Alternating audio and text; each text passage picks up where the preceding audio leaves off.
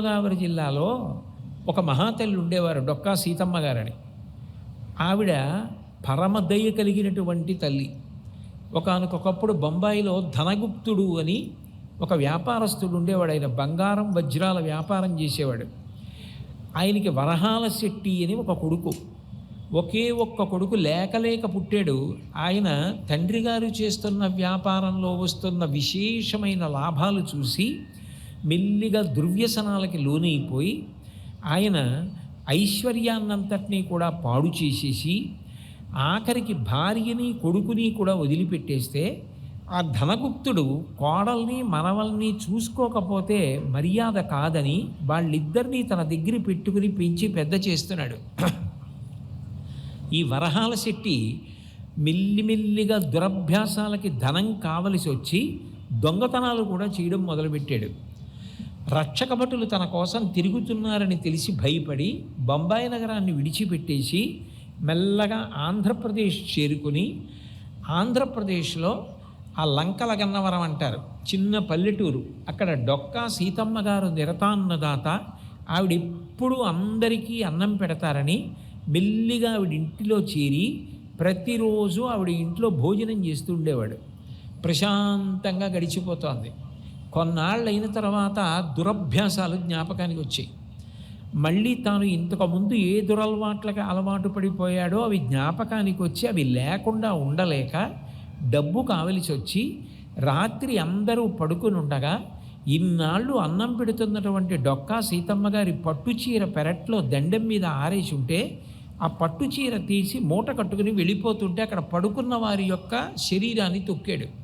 వాళ్ళు లేచి దొంగ దొంగ అని పట్టుకుని బాగా కుట్టి ఓ స్తంభానికి వేసి కట్టేశారు. తెల్లవారుజామున డొక్కా సీతమ్మ గారి నిద్ర లేచి చూస్తే స్తంభానికి కట్టబడి ఉన్నాడు. ఎందుకు కట్టేశారని అడిగారు ఆవిడ. వీడు రాత్రి అమ్మ మీ పట్టుచీర దొంగతనం చేశాడు, అందుకని కట్టేశారు, తెల్లవారిన తర్వాత వీడిని రక్షకభటులకు అప్పచెప్పేస్తారు అన్నారు.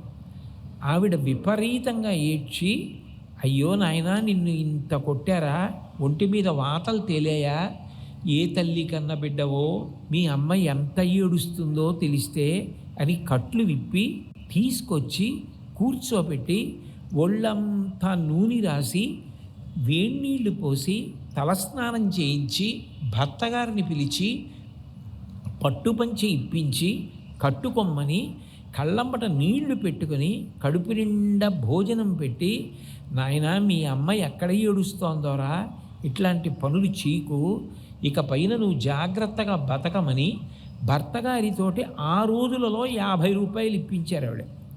ఇప్పిస్తే ఇన్నాళ్ళు మారకుండా దురభ్యాసాల వెంట తిరిగినటువంటి ఆ వరహాల శెట్టి డొక్కా సీతమ్మ గారి యొక్క దయ, ఆవిడ ప్రేమని చూసి మారిపోయాడు. అమ్మ జీవితంలో నేను ఇంక ఇటువంటి తప్పు చెయ్యనమ్మా అని చెప్పి బొంబాయి వెళ్ళిపోయి బొంబాయిలో మళ్ళీ తండ్రి దగ్గర చేరి వ్యాపారం చేసుకొని భార్యని కొడుకుని వృద్ధిలోకి తెచ్చుకొని చాలా డబ్బు సంపాదించి మళ్ళీ డొక్కా సీతమ్మ గారి దర్శనం కోసమని వచ్చాడు. కానీ అప్పటికే ఆ తల్లి శరీరం వదిలిపెట్టేశాడు. తెలిసి ఎంత ఏడ్చాడో. దయ అన్న గుణం అంత గొప్పది. అటువంటి దయాగుణం కూడా ఒక్కొక్కసారి అసూయకి లోనవుతుంది. ఆవిడకి ఇంత పేరు ప్రతిష్టలు వస్తున్నాయని సోదెమ్మ గారని ఒక ఆవిడ నిష్కారణంగా ఆవిడ మీద న్యాయస్థానంలో వ్యాజ్యం తీసుకొచ్చి ఎట్లాగైనా డొక్కా సీతమ్మ గారిని బాధ పెట్టాలి. ఎందుకు అంటే ఆవిడికి కీర్తి ప్రతిష్టలు వస్తున్నాయి, అందుకనే ఆవిడ మీద ఒక వ్యాజ్యం వేసి న్యాయస్థానంలో ఆవిడ్ని బాధ పెట్టాలనుకుంది. కానీ డొక్కా సీతమ్మ గారి కీర్తి ప్రతిష్టలు తెలుసుకున్న న్యాయమూర్తి ఆ రోజుల్లో నరసాపురం జడ్జి గారు మారువేషంలో లంకలగన్నవరం వచ్చి ఊరంతా తిరిగి డొక్కా సీతమ్మ గారి పేరు ప్రతిష్టలు ఆవిడ యొక్క మంచితనం తెలుసుకొని అక్కడ తిరుగుతూ ఈ సోదెమ్మ గారు ఏ కారణానికి అటువంటి వ్యాజ్యం తీసుకొచ్చిందో తెలుసుకొని మరునాడు న్యాయస్థానం అక్కడే పెట్టి డొక్కా సీతమ్మ గారిని న్యాయస్థానానికి పిలిపించడానికి ఇష్టపడక లంకలగన్నవరంలోనే న్యాయస్థానం ఏర్పాటు చేసి సోదెమ్మ గారిని శిక్షించబోతే తెలుసుకున్న డొక్కా సీతమ్మ గారు వెళ్ళి ఆవిడని శిక్షించవద్దు, 10 మందిలో తిరిగే ఆవిడ బాధపడుతుందని ఆవిడ్ని క్షమించమని న్యాయమూర్తిని అడిగింది.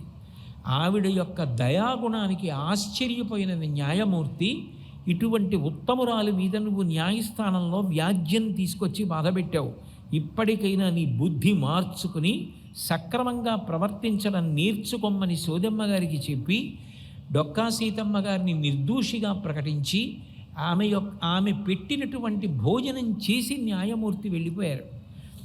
అంత దయాగుణంతో ఇంటికొచ్చిన ప్రతి వారికి కూడా ఆమె ఏదో ఒకటి పెడుతుండేవారు. అటువంటి డొక్కా సీతమ్మ గారిని 1903 సంవత్సరం జనవరి 1వ తారీఖున, ఆ రోజుల్లో 7వ ఎడ్వర్డ్ పట్టాభిషేకం చేసుకుంటూ, నా పట్టాభిషేకానికి లంకలగన్నవరం నుంచి డొక్కా సీతమ్మ గారిని తీసుకురమ్మని ఆ రోజుల్లో కలెక్టర్కి ఫోన్ చేస్తే, కుగ్రామం లంకలగన్నవరానికి వెళ్ళి డొక్కా సీతమ్మ గారిని, అమ్మ మిమ్మల్ని ఎడ్వర్డ్ మహారాజు పట్టాభిషేకానికి ఆహ్వానిస్తున్నారు రమ్మంటే, అయ్యో నేనేమిటినైనా రావడం, నేను రాను, నేను ఇవన్నీ కోరుకోలేదు, నాకు ఏ విధమైన గుర్తింపు అక్కర్లేదు, సన్మానాలు అక్కర్లేదు, సత్కారాలు అక్కర్లేదు, నేను కేవలంగా మనిషిగా పుట్టినందుకు ఇటువంటి దయాగుణంతో ప్రేమతో ప్రవర్తించి 10 మందికి పెట్టాను తప్ప నేను అటువంటి ఉత్సవాలకి రాలేను అని ఆవిడ చెప్తే, ఆ రోజులలో కింగ్ ఎడ్వర్డ్ ఆమె చిత్తరు అంటే కనీసం ఆమెది ఒక ఛాయాచిత్రం ఫోటో తీసి పంపించమంటే, కలెక్టర్ గారి జడ్జిని తీసుకొచ్చి ఆయన సమక్షంలో ఆవిడది ఫోటో తీయించి పంపిస్తే, కింగ్ ఎడ్వర్డ్ 1903 జనవరి 1న పట్టాభిషేకం చేసుకునేటప్పుడు డొక్కా సీతమ్మ గారి యొక్క చిత్రపటాన్ని సోఫాలో పక్కన పెట్టుకుని పువ్వులు వేసి నమస్కారం చేసి పట్టాభిషేకం పొందాడు.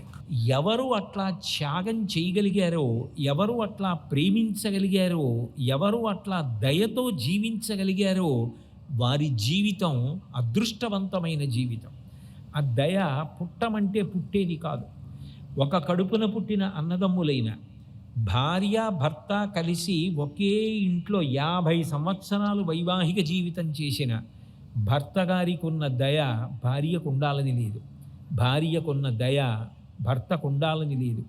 ఎవరి సంస్కారం వారిదే, ఎవరి చదువు వారిదే, ఎవరి సాధన వారిదే, ఎవరి మనసు మెత్తపడ్డం వారిదే తప్ప ఇద్దరికీ దయ ఒక్కలా ఉండాలని ఎక్కడా లేదు. దయగలిగిన హృదయం కన్నా పరమ పవిత్రమైనటువంటి దేవాలయం ఈ భూమి మీద కూడా ఉండదు. దయ కలిగిన మనిషి అంత గొప్పవాడు. అటువంటి దయ కలిగిన వ్యక్తి శరీరాన్ని విడిచిపెడితే ఆయన ఏ పూజ చేశాడు అని భగవంతుడు చూడడు, అంత ఆదరిస్తాడు. వైశాఖ శుక్ల నవమి నాడు మధ్యాహ్నం 12 గంటల వేళ డొక్కా సీతమ్మ గారి శరీరం వదిలేశారు. ఆ రోజుల్లో అమలాపురం పక్కన ఇందుపల్లి అగ్రహారంలో కొంతమంది పండితులు కూర్చుని మాట్లాడుకుంటుంటే పశ్చిమ దిక్కు నుంచి తూర్పు దిక్కు వైపుగా ఒక పెద్ద జ్యోతి వెళ్ళిపోతోంది. ఆ రోజులలో రేడియోలు టీవీలు లేవు.